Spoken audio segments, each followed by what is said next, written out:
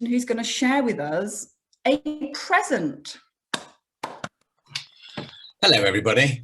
How are you doing? I loved what everyone was saying. I've been working in the area of education and transformation for years. And Kath, I loved what you were saying. I'm currently looking at a project on play and storytelling to change the narrative of young children have a pathway to prison. So we're doing some, and the way I do that is my background is in theatre and storytelling. And I find myself at the age of 59. And Zara, I'm so with you on this. It's my first term at university ever, like ever. I went to drama school. I didn't go to university, but someone heard about the work that we were doing to make City of Leeds the city of the child by putting values at the heart of the decision making. It's the only outstanding city in the country, and there's some brilliant examples of how they have used the reality of neuropsycho systems and storytelling to change whole communities. And I'm happy to carry on the conversation with some of you over the coming weeks and months, because it's something that Lisa and I are going to be working on. But I should also point out I'm an alchemist. And what I'd like to do is give you something that I work with kids and adults, but also business leaders, because they pay for my work with children in the UK and globally. I just put a suit on, rock up, do stuff there, and they fund it. As an arts-based enterprise, I've never received a grant from the government at all in 35 years of work, because I think the arts can pay for themselves. I think we have magic. So what I'd like to do is I'd like to share with you a Philosopher's Stone. And this is a Philosopher's Stone, and I'll be making these available by the end of it. And I would like to just talk a little bit through, very briefly, of how I use this for transformation, to make a very complex system of transformation through story. So when you receive these, it's based upon 5 principles. I'm going to go 5, 4, 3, 2, 1. There are 5 ways to be.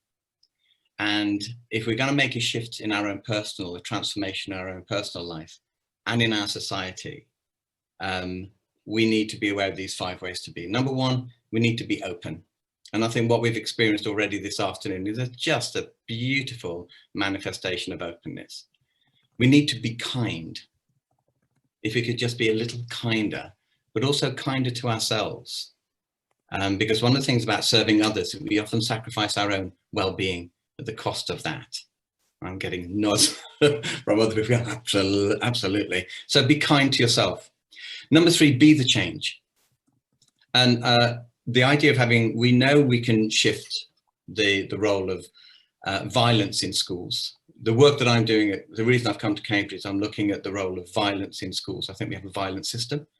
I think some children experience verbal and physical violence. They also have institutional violence, and we have cultural violence. And I would suggest you might want to look at Hilary Kremin's book on positive peace in schools. And number 4, we need to believe. Believe has to be based on alchemy. And alchemy is a combination of high rigor and science and rationality, and equally high spirituality, intuition, and risk. It's not one or the other. It has to be both art and science. And number 5, it needs to be consistent. So you'll see in when you get your sheet, it's got these as a little reminder. So that's the 5. And the 4, everything I do is based upon the 4 human needs. The need to question, the need to form relationships, the need to become resilient in the face of change, and to see positive results for your efforts. And when I work with groups, I created this about 15 years ago. It's just a learning line. If you do a search online, and if anybody's interested, I'll send a more detailed video to this and have a look at it, because those are connected with our Jungian element of being. So when we are looking at the need to question, that develops our spiritual. When we form relationships of value, develops our emotional and creative self. When we become resilient in the face of change, it develops our practical skills. And when we are able to reflect to see the positive results of change and how we got them, it develops our analytical. And the practical and the analytical are known often as rational. And the spiritual and the emotional are often quoted as the intuitive. And Albert Einstein said, the intuitive mind is a sacred gift, and the rational mind is a loyal servant. And we have become a society that honors a servant, but has forgotten the gift. And I think listening to Jen earlier, and who else was actually moved to tears? I was like, what is going on there, Jen? That is beautiful. Thank you. Absolutely gorgeous. So those are the 4 foundation stones for what we do, but we need all 4. And to remind you of that, on your sheet, you'll get a little quote from this beautiful children's writer called Rue McGudden. And she said, everyone is a house with 4 rooms, a physical, a mental, an emotional, and a spiritual. And unless we go into every room every day just to keep it aired, we're not a complete person. And so the three keys for transformation and transcendence, and they're these. At this moment, and during the course of the next few days, I really want you to consider what you're going to do in 2021. Write it down and then say, okay, what do I need to keep that's working? What do I need to develop? And what do I need to let go of? And that's all I do with my students. It's very specific. Once you've done that, cut them up, fold them up, cut out your touchstone and seal them, okay? And then open it up about a week or so later and just reflect on it. And that's it. It's a marginal Keynes approach to transformation, which leads us to the 2. And I do values-based education and transformation. And I think a lot of organizations have values, but they don't live their values. And it's sad to say a lot of the most worthy organizations have great values, but they treat each other, and this is a technical term, like shit. And I think the idea of saying, oh, we're a loving, caring, every child matters, and using that as some kind of legitimacy for treating their colleagues appallingly has to be challenged and has to be called out.